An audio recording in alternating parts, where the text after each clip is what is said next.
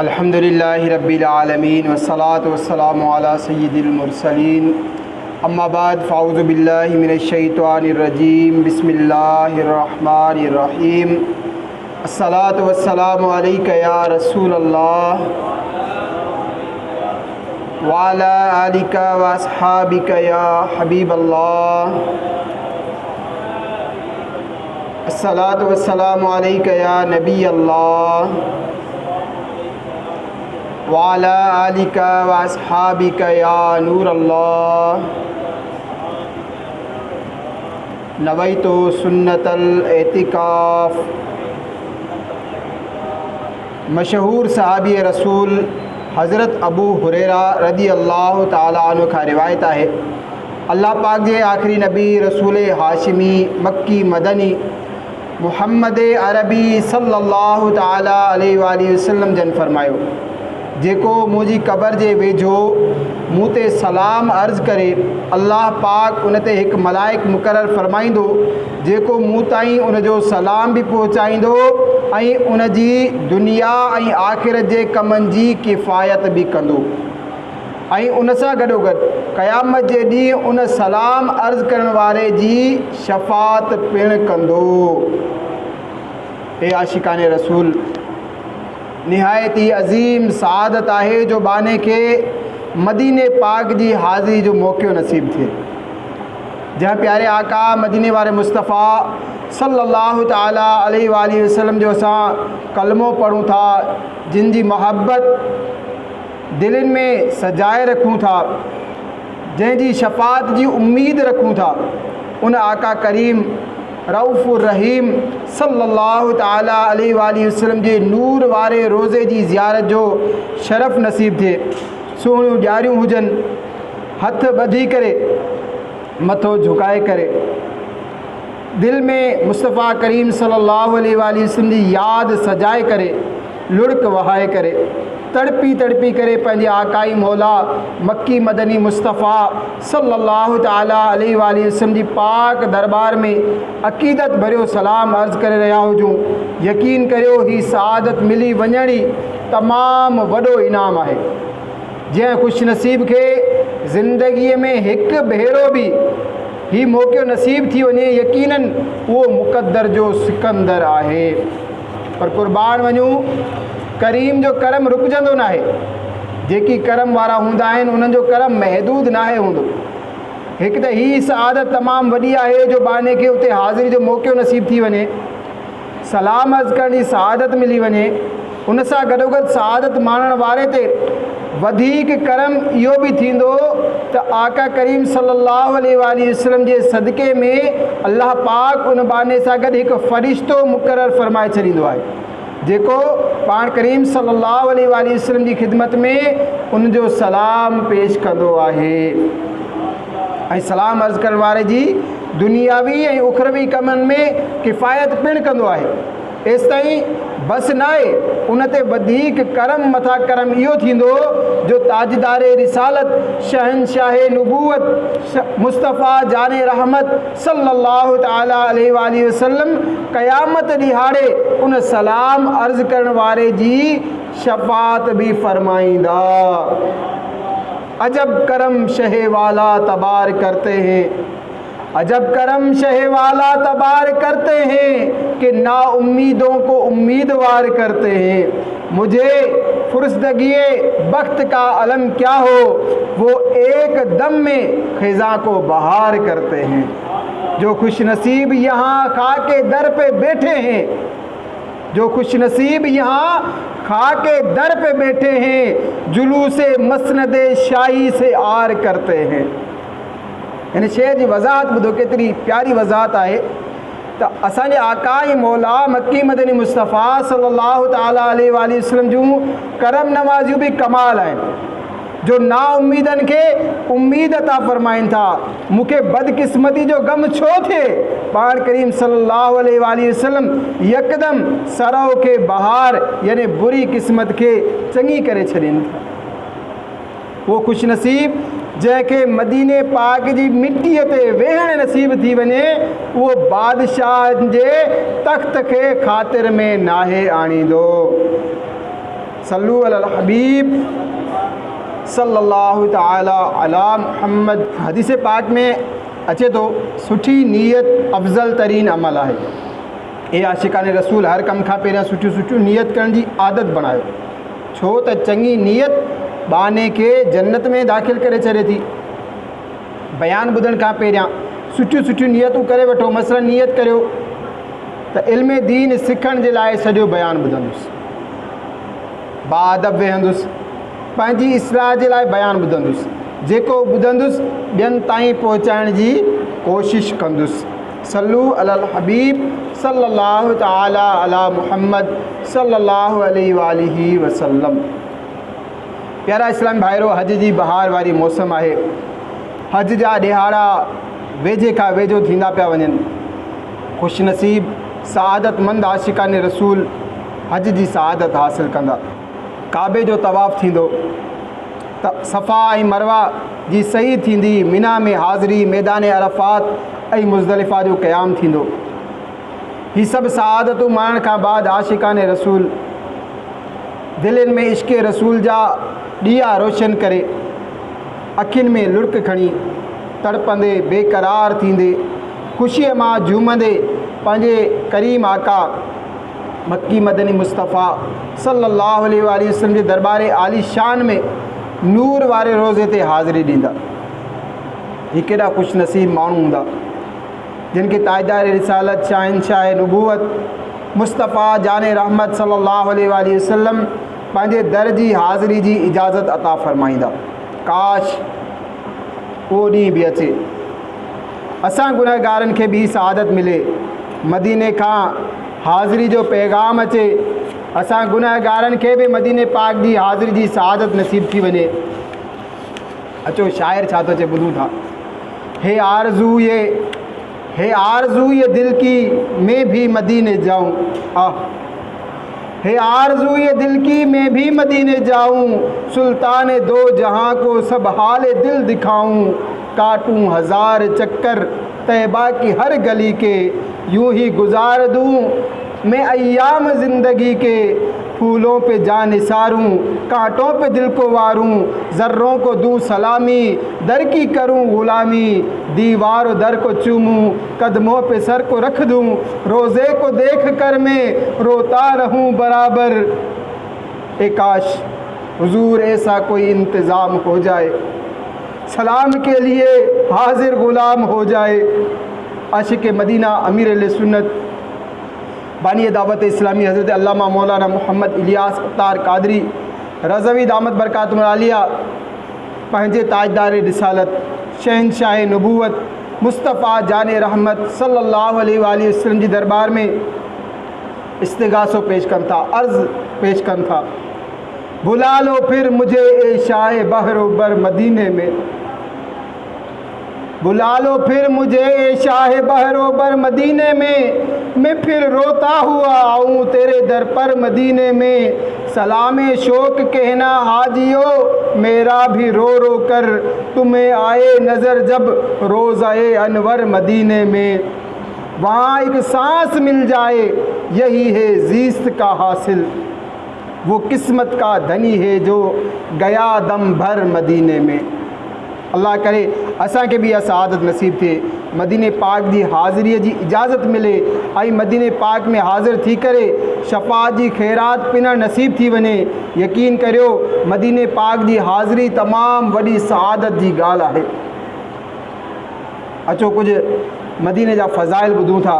अमीरुल मोमिनीन हज़रत सैयदना मौला अली मुश्किल कुशा करमल्लाहु ताला वजहुल करीम फरमाइनि था, करीम आका मक्की मदनी मुस्तफ़ा सल्लल्लाहु अलैहि वसल्लम जिन खे ज़ाहिरी दुनिया मां पर्दो फरमाईंदे अञा 3 ॾींहं मस गुज़रिया हुआ।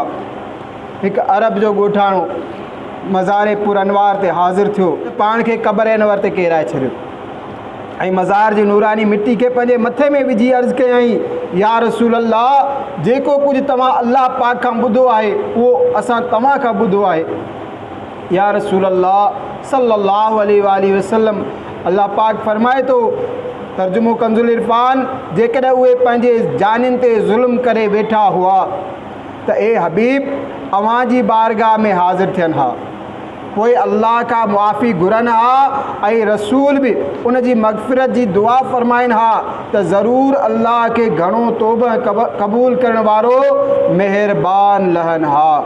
उन ॻोठाणे अर्ज़ु कयो, या रसूल अल्लाह सल्लल्लाहु अलैहि वसल्लम, मूं पाण ते ज़ुल्म कयो आहे, मूंखां गुनाह थी वियो आहे, तव्हांजी बारगाह बेकस पनाह में हाज़िर थियो आहियां त जीअं तव्हां मुंहिंजे लाइ इस्तग़फ़ार यानी मग़फ़िरत जी दुआ फ़रमायो। सुबहान अल्लाह, करीम आका मक्की मदनी मुस्तफ़ा सल्लल्लाहु अलैहि वसल्लम जे करम ते क़ुर्बान वञूं। हेॾां ॻोठाणे अर्ज़ु कयो, होॾां क़ब्र अनवर मां आवाज़ आयो, तुंहिंजा गुनाह बख़्शिया विया आहिनि। मुजरिम बुलाए आए हैं जाऊ कहे गवाह, फिर रद्द हो कब ये शान करीमों के दर की है। कुरान पाक में आहे, जॾहिं उहे पंहिंजे जानिन ते ज़ुल्म कनि त ए महबूब तव्हांजे हुज़ूर हाज़िर थियनि ऐं पोइ अल्लाह पाक खां मुआफ़ी घुरनि ऐं रसूल उन्हनि जी शफ़ाअत फ़रमाइनि त ज़रूरु अल्लाह पाक खे घणो तौबा क़बूल कंदड़ लहंदा। क़ुरान करीम त पाण गुनहगारनि खे पंहिंजे हबीब जे दरबार में घुराए रहियो आहे ऐं करीमनि जो ही शान न आहे त पंहिंजे दरवाज़े ते घुराए कंहिंखे ख़ाली हथे वापसि मोटाए छॾीनि। तुझसे छुपाऊं तो मुँह करूं किसके सामने, क्या और भी किसी से तवक्को नज़र की है। ए हबीब किबरिया, तव्हां खां मुंहुं लिकाए करे मां कंहिंजे अॻियां पंहिंजी हाजत खणी वेंदुसि, केरु मुंहिंजो कारो चहिरो ॾिसंदो।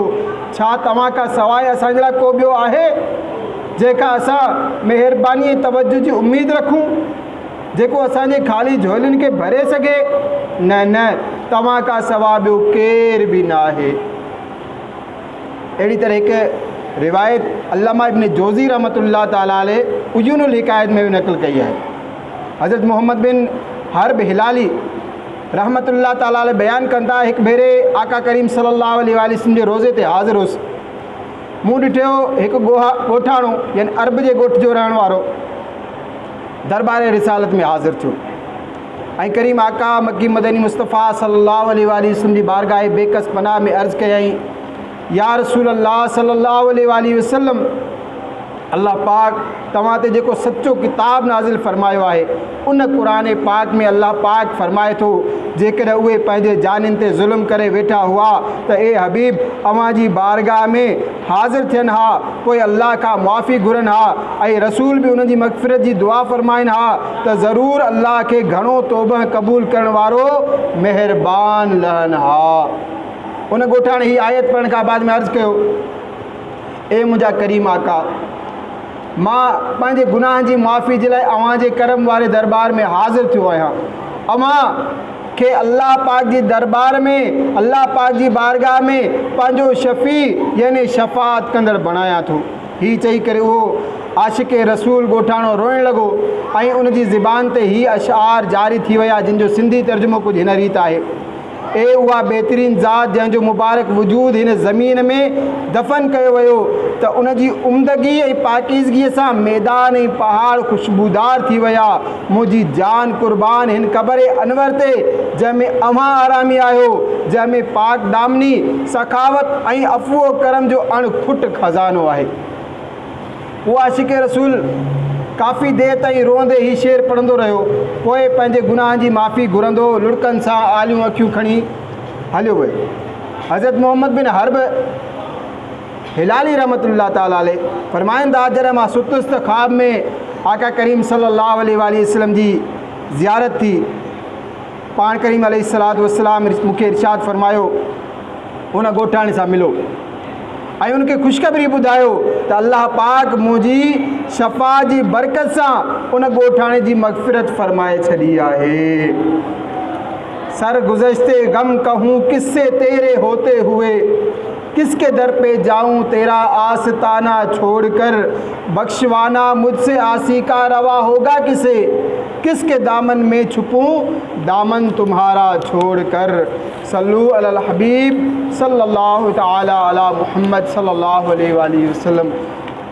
सुभान अल्लाह। ए आशिकाने रसूल, इन्ही वाक़िअनि ते थोरो गौर कयो। हिकु वाक़ियो सहाबी रसूल जो आहे। एक वाक़ियो के खुशनसीब आशिक़ रसूल जो है इन ॿिन्ही वाक़ियनि ते गौर कयो। हिन मां ख़बर पई त असांजा करीम आका मक्की मदनी मुस्तफ़ा सल्लल्लाहु अलैहि वसल्लम पंहिंजी उम्मत सां केॾी मोहब्बत फ़रमाइनि था, केॾा रहीम आहिनि, केॾा करीम आहिनि। थोरो सोचियो त सही, जॾहिं असांजा करीम आका मक्की मदनी मुस्तफ़ा सल्लल्लाहु ताला अलैहि वसल्लम दुनिया में तशरीफ़ खणी आया, तॾहिं बि रब हबली उम्मती पाण करीम सल्लल्लाहु अलैहि वसल्लम जी ज़बान मुबारक ते हुयो। जेसि ताईं दुनिया में तशरीफ़ फरमा रहा, उम्मत जे गम में गमगीन रहा। जॾहिं ज़ाहिर दुनिया में पर्दो फरमायो, तॾहिं बि रब हबली उम्मती पाण सगोरनि जी ज़बान ते हो। ऐं हाणे जॾहिं त मज़ार शरीफ़ में तशरीफ़ फरमाइनि, अल्हम्दुलिल्लाह हाणे बि हयात आहिनि, करम भी फरमाइन था, गुनहगारन जे बख्शिश भी कराइन था, शफ़ात भी फरमाइन था, उम्मत जे हालात का आगाह भी आहिनि ऐं नसीब भी संवारिन था।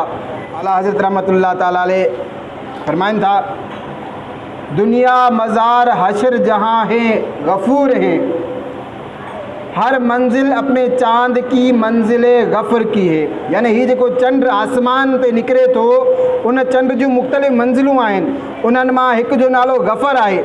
जॾहिं चंड मंजिल गफ़र में हूंदो आहे, उन वक़्त खे निहायत बरकत वारो सम्झो वेंदो आहे। आला हज़रत उन्हीअ तरफ़ इशारो कंदे फरमाइनि था त ही चंड जेको आसमान ते निकिरे थो, ही त कॾहिं कॾहिं मंजिल गफ़र में हूंदो आहे, पर तैबा जे चंड नबियुनि जे सुल्तान सल्लल्लाहु अलैहि वसल्लम जी ॻाल्हि ई अलॻि आहे। ही उहे मुबारक चंड आहिनि जेकी हर वक़्तु ई मंजिल गफ़र में हूंदा आहिनि, उन्हनि जी हर मंजिल गफ़र आहे। दुनिया में हुजनि तॾहिं बि गफ़ूर बख़्शिराइण वारा आहिनि, मज़ार में तशरीफ़ फरमा हुजनि तॾहिं बि गफ़ूर आहिनि, ऐं आख़िरत में जॾहिं मैदान महशर में तशरीफ़ खणी ईंदा तॾहिं बि बख़्शिराईंदा ऐं अल्लाह पाक जी अता सां शफ़ात फरमाए करे पंहिंजे ग़ुलामनि खे जन्नत में पहुचाईंदा। दुनिया मज़ार हशर जहाँ है गफ़ूर है, अपने चांद की मंजिल गफ़र की है। प्यारा इस्लामी भाइरो, काश 100 करोड़ काश असांखे बि मौक़ो नसीब थी वञे, असां बि मदीने पाक हाज़िर थियूं, गुंबद खज़रा जी छांव में सुहिणनि ॾियारियुनि जे साम्हूं मथो झुकाए करे, हथ ॿधी करे हुज़ूर जी बारगाह में शफ़ा जी ख़ैरात पिनूं। असां भी अर्ज़ कयूं, या रसूल अल्लाह सल्लल्लाहु अलैहि वसल्लम, मां गुनाहनि में भरियल आहियां, मथे खां पेरनि ताईं गुनाहनि में ॿुॾल आहियां, तव्हांजो ग़ुलाम दरबार में हाज़िर आहे, बख़्शिश जी ख़ैरात आहे। मैं करके सितम अपनी जान पर कुरान से ऊक सुनकर आया हूँ शर्मिंदा सा, सरकार तवज्जो फरमाए। असअलुका शफ़ाअत या रसूल अल्लाह, असअलुका शफ़ाअत या रसूल अल्लाह, असअलुका शफ़ाअत या रसूल अल्लाह। या रसूल अल्लाह, मां तव्हांजी शफ़ाअत जो सुवाली आहियां। प्यारा इस्लामी भाइरो, ही जेका आयत करीमा असां ॿिन्ही वाक़िअनि में ॿुधी त अल्लाह पाक क़ुरान पाक में फरमाए थो, जेकॾहिं उहे पंहिंजी जानियुनि ते ज़ुल्म करे वेठा हुआ त ए हबीब अव्हां जी बारगाह में हाज़िर थियनि हा, पोइ अल्लाह खां मुआफ़ी घुरनि हा ऐं रसूल बि उन्हनि जी मग़फ़िरत जी दुआ फ़रमाइनि हा त ज़रूरु अल्लाह खे घणो तौबा क़बूल करण वारो महिरबान लहनि हा। हिन आयत करीमा में असां गुनहगारनि जी बख़्शिश ऐं मग़फ़िरत जो हिकिड़ो तरीक़ो ॿुधायो वियो आहे त जॾहिं बाने का गुनाह थी वञे त उनखे घुरिजे त दरबार रिसालत सल्लल्लाहु अलैहि वसल्लम में हाज़िर थी वञे, मुस्तफ़ा करीम जी बारगाह में हाज़िर थी करे पाण बि तौबा करे, अल्लाह पाक खां मग़फ़िरत जो सुवाल करे ऐं उन सां गॾोगॾु करीम आका मक्की मदनी मुस्तफ़ा सल्लल्लाहु अलैहि वसल्लम जन बि उन गुनहगार जे लाइ मग़फ़िरत जी दुआ फ़रमाइनि त ज़रूरु अल्लाह पाक खे तौबा क़बूल करण वारो, बख़्शण वारो महिरबान लहंदा। इन मां ख़बर पई त मदीने पाक में पाण करीम सल्लल्लाहु अलैहि वसल्लम जे रोज़े जे साम्हूं हाज़िर थियण सां बख़्शिश जी ख़ैरात मिली वेंदी आहे। हिकु ॿी आयत में अल्लाह पाक इरशाद फरमाए थो, ऐं पंहिंजे रब जी बख़्शिश ऐं उन जी जन्नत ॾांहुं डोड़ो। आला हज़रत जा वालिद मोहतरम हज़रत मौलाना नकी अली ख़ान रहमतुल्लाह ताला अलैह हिन हंधि निहायत ईमान ताज़ो कंदड़ मदनी गुल ॾिनो आहे। सम्झण जी थोड़ी ॻाल्हि आहे। पाण जन फरमाइनि था इन्हनि ॿिन्ही आयतुनि खे मिलाए छॾियो। पहिरीं आयत में अल्लाह पाक ही ॿुधायो त मदीने पाक हाज़िर थियणु, उते तौबा करण सां पाण करीम सल्लल्लाहु अलैहि वसल्लम जी शफ़ाअत जी बरकत सां मग़फ़िरत मिलंदी आहे। ॿी आयत में अल्लाह करीम फरमाए थो रब करीम जी मग़फ़िरत जी तरफ़ जल्दी डोड़ी करे पहुचो।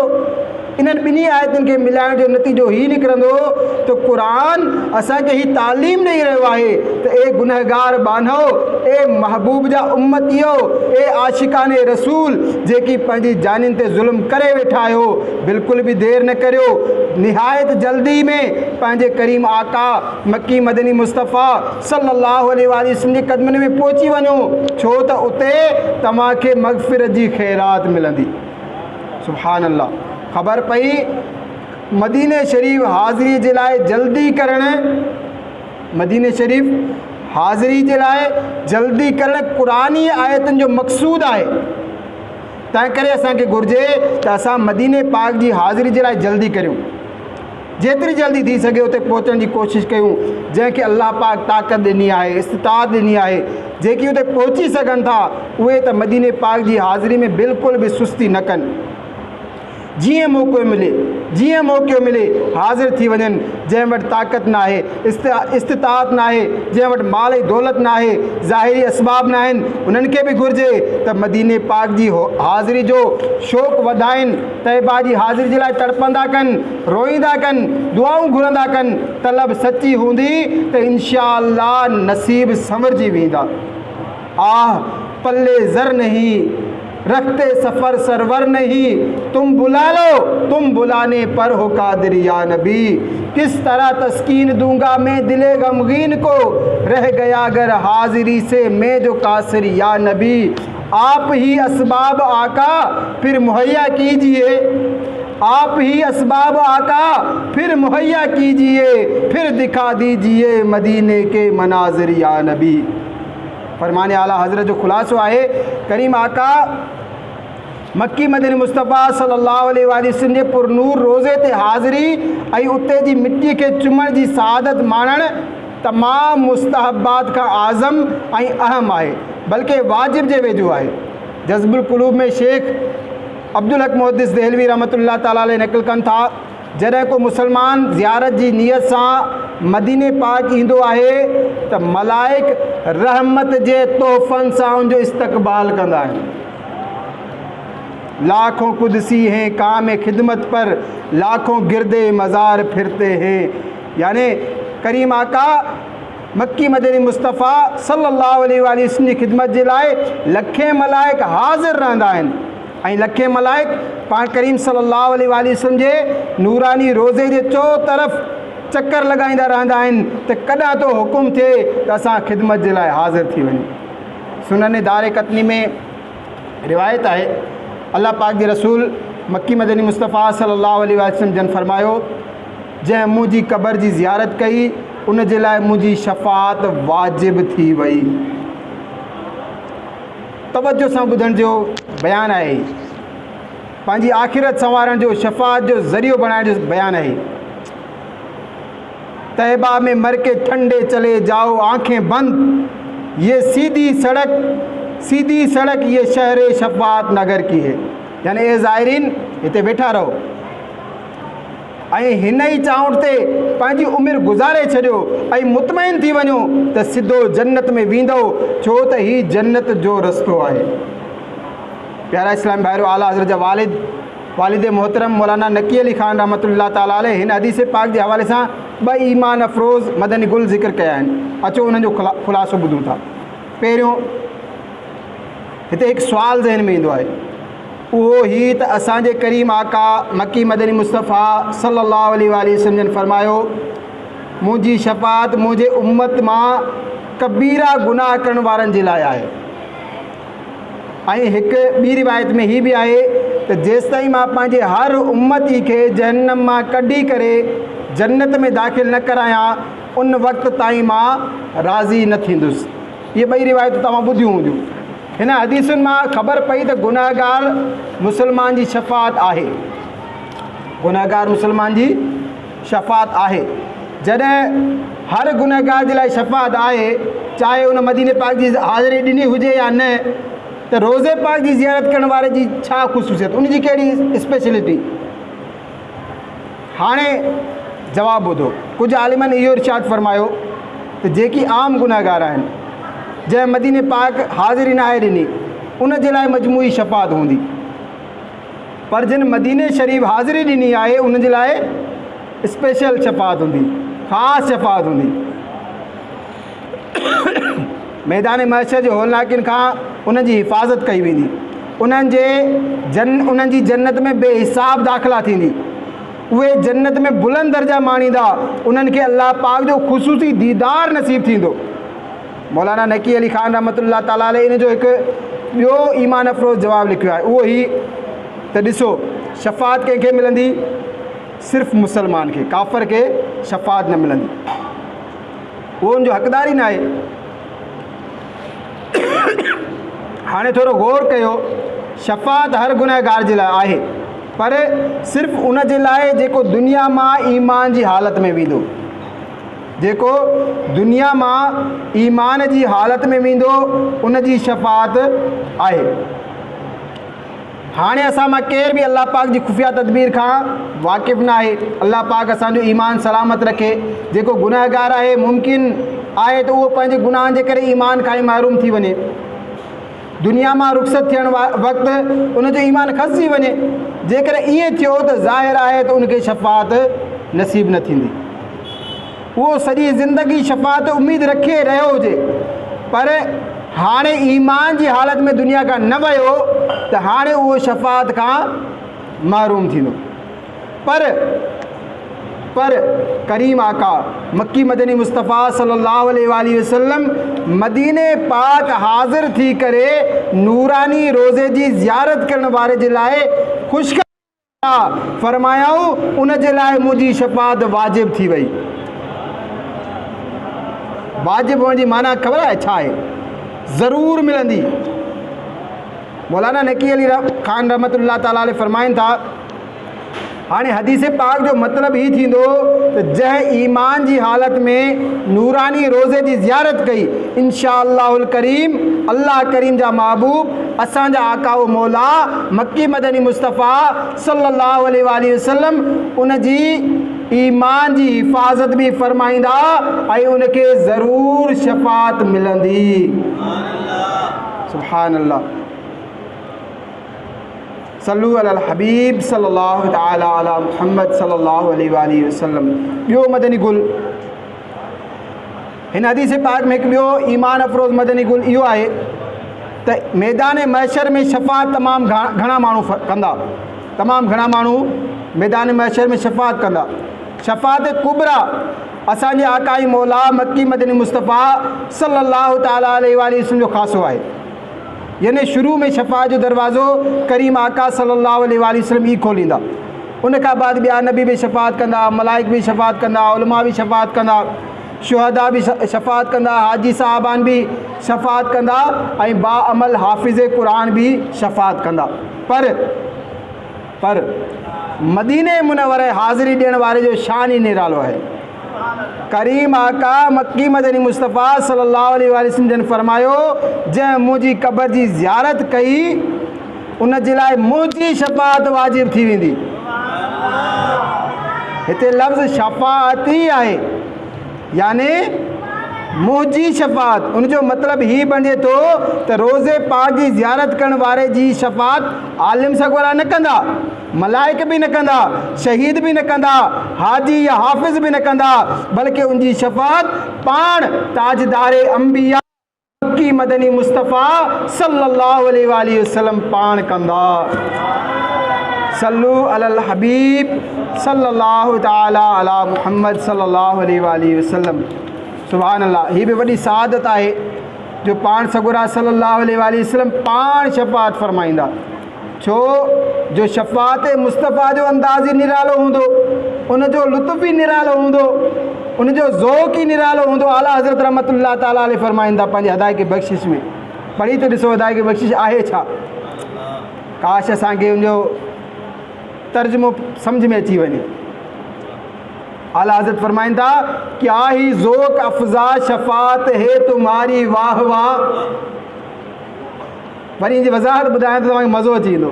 क्या ही ज़ोक अफ़ज़ा शफ़ात है तुम्हारी वाह वाह, कर्ज़ लेती है गुनाह परहेज़गारी वाह वाह। मतलब ये है तो करीम आका मक्की मदनी मुस्तफ़ा सल्लल्लाहु अलैहि वसल्लम क़यामत जे ॾींहुं मैदान हशर में जॾहिं माण्हुनि जी शफ़ात फरमाए रहिया हूंदा, पाण करीम जी शफ़ात फरमाइण जो अंदाज़, उनजो लुत्फ़ ऐं उनजो ज़ोक़ अहिड़ो निरालो हूंदो जो जेकी माण्हू बख़्श जिन गुनाह नाहिनि कया, जेकी बिना हिसाब जे जन्नत में वञण जा हक़दार हूंदा, जेकी परहेज़गार हूंदा, उहे ज़ोक़ वारी शफ़ात ॾिसी करे त का असांजे हिस्से में भी कुछ गुनाह अची वञनि, असांखे भी शफ़ात मुस्तफ़ा नसीब थी वञे। बहरहाल हदीस पाक में मालूम थियो जेको बानो नूरानी रोज़े जी ज़ियारत जी सआदत हासिल कंदो आहे, उनखे ॿिए जी न बल्कि ख़ुद करीम आका मक्की मदनी मुस्तफ़ा सल्लल्लाहु अलैहि वसल्लम जी शफ़ात नसीब थींदी। सुभान अल्लाह, अल्लाह पाक नसीब फरमाए, आमीन। हाणे हज़रत अब्दुल्ला बिन उमर रज़ी अल्लाह ताला अन्हु खां रिवायत आहे, करीम आका मक्की मदनी मुस्तफ़ा सल्लल्लाहु अलैहि वसल्लम जन फरमायो, जेको मुंहिंजी बारगाह में ज़ियारत जे लाइ हाज़िर थियो, उन खां सवाइ उनखे का हाजत न हुजे, न तिजारत लाइ आयो हुजे, न कंहिं ॿिए मक़सद जे लाइ आयो हुजे, सिर्फ़ु ऐं सिर्फ़ु मुंहिंजी ज़ियारत जे लाइ मदीने पाक पहुतो, मूं ते हक़ आहे त मां क़यामत जे ॾींहुं हुनजी शफ़ात करियां। हिकु रिवायत में पाण फरमायूं, जेको ख़ासि मुंहिंजी ज़ियारत जे लाइ मदीने पाक पहुतो, उहो क़यामत जे ॾींहुं मुंहिंजे रहमत वारे पाड़े में हूंदो। हिन हदीस पाक जे हवाले सां आलिम सगुरा फरमाइनि था, हिन हदीस ते पूरो पूरो अमल तॾहिं थींदो जॾहिं ॿानो मस्जिद नबवी जी बि नियत न करे, या बि नियत न करे त मां मस्जिद नबवी में वेंदुसि, सम्झण जी ॻाल्हि आहे। पूरो अमल तॾहिं थींदो जॾहिं ॿानो मस्जिद नबवी जी बि नियत न करे, बल्कि ॿाने खे घुरिजे त जॾहिं मदीने पाक जी तरफ़ सफ़र शुरू करे त सिर्फ़ु ऐं सिर्फ़ु नूरानी रोज़े जी ज़ियारत जी नियत करे। मस्जिद नबवी शरीफ़ में नमाज़ूं पढ़ण जी सआदत ज़िमनन मिली वेंदी, मस्जिद कुबा में भी नमाज़ पढ़ण जी सआदत उम्रे जो सवाब मिली वेंदो, पर उनजी नियत सिर्फ़ु हिकु हुजे, उनजी ज़ाहिर जी ज़ियारत करण वारे जी सिर्फ़ु नियत हिकु हुजे त मां रोज़े पाक जी ज़ियारत जे लाइ हाज़िर थियो आहियां। सुभान अल्लाह। हिते भी आला हज़रत फरमाइनि था, छा ख़ूब फरमाइनि था, काबा का नाम तक न लिया तैबा ही कहा, काबा का नाम तक न लिया तैबा ही कहा, पूछा था हमसे जिसने कि नौज़त किधर की है। यानी जॾहिं मूंखां पुछियो वियो त केॾांहुं जो इरादो आहे त मूं हीउ न चयो त हज ते थो वञा या काबे जी ज़ियारत जे लाइ थो वञा, बल्कि मुंहिंजो हिकु ई जवाबु हो त मां करीम आका जे पाक दरबार शरीफ़ में वञी रहियो आहियां। सुभान अल्लाह। आला हज़रत जो शौक़ ज़ोक़ इश्क मोहब्बत, सुभान अल्लाह। हे आशिकान रसूल, अचो मदीने पाक हाज़िर थी करे रोज़े मुबारक जी ज़ियारत करण जी हिकु ॿी ख़ूबसूरत फ़ज़ीलत ॿुधूं था। हज़रत अब्दुल्ला बिन मसूद रज़ी अल्लाह ताला अन्हु खां रिवायत आहे, अल्लाह पाक जे आख़िरी नबी रसूल हाशिमी सल्लल्लाहु अलैहि वसल्लम जन इरशाद फरमायो, जंहिं हज कयो ऐं मुंहिंजी क़बर जी ज़ियारत कई ऐं उन जिहाद में शिरकत कई ऐं बैतुल मुक़द्दस में रही करे मूं ते दुरूद पढ़ियो त उन खां क़यामत जे ॾींहुं फ़र्ज़नि बाबति सुवाल न कयो वेंदो। हुज़ूर अकरम सल्लल्लाहु अलैहि वसल्लम जन ही 4 कम इरशाद फरमाया। पहिरियों, जंहिं हज कयो, ॿियो जंहिं मुंहिंजी क़बर जी ज़ियारत कई, टियों जंहिं जिहाद में शिरकत कई, चौथों जंहिं बैतुल मुक़द्दस यानी मस्जिद अक़सा में वञी करे मूं ते दुरूद पाक पढ़ियो। ही 4 कम जेको बानो कंदो उन खां क़यामत जे ॾींहुं फ़र्ज़नि बाबति बि सुवाल न थींदो। आलिम सगुरा ही भी फरमाइनि था त मतिलबु ही न आहे त जंहिं ही 4 कम कया उनखे ई फ़ज़ीलत मिलंदी, ईअं न आहे, बल्कि इन्हनि 4 कमनि मां हिकु कम बि जेको बानो कंदो उनखे बि ही फ़ज़ीलत मिलंदी। जेको बानो हज करे उन खां बि क़यामत जे ॾींहुं सुवाल न थींदो। जेको मुस्तफ़ा करीम सल्लल्लाहु अलैहि वसल्लम जे रोज़े जी ज़ियारत करे उन खां बि क़यामत जे ॾींहुं सुवाल न थींदो। जेको जिहाद में शिरकत करे उन खां बि सुवाल न थींदो। ऐं जेको बैतुल मुक़द्दस में वञी करे असांजे आकाई मौला मक्की मदनी मुस्तफ़ा सल्लल्लाहु ताला अलैहि वसल्लम ते दुरूद पढ़े उन खां बि क़यामत जे ॾींहुं सुवाल न थींदो। अल्लाह करीम जे महबूब असांजे आकाई मौला मक्की मदनी मुस्तफ़ा सल्लल्लाहु अलैहि वसल्लम जन फरमायो, जेको बानो मक्के मुकरमा पहुतो हज कयई पोइ उन मुंहिंजी मस्जिद जो इरादो कयो यानी मदीने पाक पहुतो, उन जे लाइ 2 मक़बूल हजनि जो सवाबु लिखियो वेंदो। सुभान अल्लाह। ए आशिक़ान रसूल थोरो गौर कयो। हिकु हज करण त केॾी महिनत लॻंदी आहे, लखे रुपया ख़र्च थींदा आहिनि, सफ़र जी मुशक़त बर्दाश्त कबी आहे, काबे जो तवाफ़ करणो पवंदो आहे, सफ़ाई मरवा जी सही कई वेंदी आहे, मीना में क़ुर्बानी कई वेंदी, मुज़दलिफ़ा में क़याम थींदो, मैदान अरफ़ात में क़याम थींदो। एतिरियूं तकलीफ़ूं ऐं लखे रुपया ख़र्च कया, उन जे बावजूदु हज क़बूल थियो या न केर बि नथो ॼाणे। पर ही फ़ज़ीलत ॾिसो, जेको बानो हज करे हज करण खां पोइ मदीने पाक पहुचे त उनखे 1 न 2 हजनि जो सवाबु मिलंदो। ऐं हज बि उहो जंहिंजे मुतलिक़ शक न आहे त क़बूल थियो बि अलाए न, बल्कि 2 मक़बूल हजनि जो सवाबु उनखे ॾिनो वेंदो। हिते बि आला हज़रत मुंहिंजा फरमाइनि था, छा था फरमाइनि, हाजियो आओ शहनशाह का रोज़ा देखो, हाजियो शहनशाह का रोज़ा देखो, काबा तो देख चुके अब काबे का काबा देखो। सुभान अल्लाह। बुखारी शरीफ में हदीस पाक आहे, अबू हुरैरा रज़ियल्लाहु ताला अन्हु रिवायत कनि था, बेशक ईमान मदीने जी तरफ़ सिमटजी वेंदो जीअं नांग पंहिंजे बिरड़ यानी सोराख़ जी तरफ़ सिमटजी वेंदो आहे। हीअ वॾी ईमान अफ़रोज़ हदीस आहे। आलिम सगुर हिन हदीस जूं मुख़्तलिफ़ मानाऊं बयानु कयूं आहिनि। हिकु माना त हीअ आहे त क़यामत जे वेझो दज्जाल निकिरंदो त सॼी दुनिया में ईमान बचाइण जे लाइ का पनाह वारी जॻह न हूंदी। उन वक़्तु ईमान मदीने में सुकिड़जी वेंदो, मदीने खां अलावा ईमान वारा किथे बि न हूंदा। मुहद्दिसीन किराम इन जी हिकु ॿी माना जेका फरमाई आहे उहा हीअ आहे, फरमाईंदा थोरो ॾिसो, मक्की मदनी मुस्तफ़ा सल्लल्लाहु अलैहि वसल्लम जन मदीने में ईमान सिमटजण खे नांग सां तशबीह ॾिनी आहे। यानी फरमायूं त जीअं नांग पंहिंजे बिरड़ में पंहिंजे सुराख़ में हलियो वेंदो आहे, ईअं ई ईमान मदीने में हलियो वेंदो। थोरो गौर करियो, नांग पंहिंजे बिरड़ मां ॿाहिरि निकिरंदो आहे, पंहिंजी ज़रूरत जूं शयूं खणंदो आहे, खाधो वग़ैरह उनखे ॻोल्हणो हूंदो आहे, उहो ॻोल्हींदो आहे, ॿाहिरि घुमंदे घुमंदे उन ते सिज जी उस पवंदी आहे, गर्मी पवंदी आहे, दज़ी मिटी पवंदी आहे, जंहिंसां उनजी खल पुराणी थी वेंदी आहे। साल में कुझु वक़्तु ईअं गुज़ारींदो आहे जो उहो लिकी वेंदो आहे, ॿाहिरि नाहे निकिरंदो। जॾहिं पंहिंजो वक़्तु पूरो करण खां बाद उहो ॿाहिरि निकिरंदो आहे त उनजी खल तब्दील थी चुकी हूंदी आहे, पुराणी खल लही वेंदी आहे, नई ताज़ी चमकंदड़ खल उनजे मथां अची वेंदी आहे। इहा ई ॻाल्हि हदीस पाक में ॿुधाई वई त जहिड़ी तरह नाग सुराख़ में हलियो वेंदो आहे त उनजी खल ताज़ी चमकंदड़ थी वेंदी आहे, ईअं ई जेको बानो दुनिया में हूंदो आहे, ॿियनि शहरनि में पयल रहंदो आहे त उन ते शैतान बि हमिलो कंदो, नफ़्स बि गुनाह कराईंदो आहे, दुनियादारी जी तरफ़ बि दिलि माइल थी वेंदी आहे, जंहिंजे करे ईमान कमज़ोर थियणु शुरू थी वेंदो आहे। उन वक़्तु ईमान खे ॿीहर ताज़गी जी ज़रूरत पवंदी आहे। ऐं हीअ ताज़गी कीअं मिलंदी? फरमायूं, ईमान मदीने जी तरफ़ मुड़ी वेंदो आहे। यानी जॾहिं आशिक़ान रसूल दुनिया में रहंदा आहिनि, ॿियनि शहरनि में पंहिंजनि इलाइक़नि में रहंदा आहिनि, उते उन्हनि खे दुनियादारनि सां बि वास्तो पवंदो आहे, शैतान सां बि वास्तो पवंदो आहे, नफ़्स बि गुनाहनि ते उभारींदो आहे। हाणे उन्हनि जो ईमान कमज़ोर थियणु शुरू थी वेंदो आहे। पोइ हू मदीने पाक पहुचंदा आहिनि त मदीने जी आबो हवा अहिड़ी निराली आहे, अहिड़ो ईमान ताज़ो कंदड़ आहे जो उन जी बरकत सां ईमान खे ॿीहर ताज़गी मिली वेंदी आहे। सुभान अल्लाह। मुहद्दिस आज़म पाकिस्तान मौलाना सरदार अहमद रहमतुल्लाह ताला अलैह मदीने पाक से तमामु घणी मोहब्बत कंदा हुआ। पाण रहमतुल्लाह ताला अलैह जी महफ़िल में अक्सर मदीने शरीफ़ जो ज़िक्र थींदो हो। हिते मूंखे पंहिंजो मुर्शिद यादि अची वियो, तव्हां सभिनी खे ख़बर आहे त अमीर अहले सुन्नत जी बि महफ़िल में मदीने जो ज़िक्र न हुजे त उहा महफ़िल ई कान्हे का। अमीर अहले सुन्नत जी हर महफ़िल में मदीने जो ज़िक्र हूंदो आहे। अचो ॿुधूं था छा था चवनि।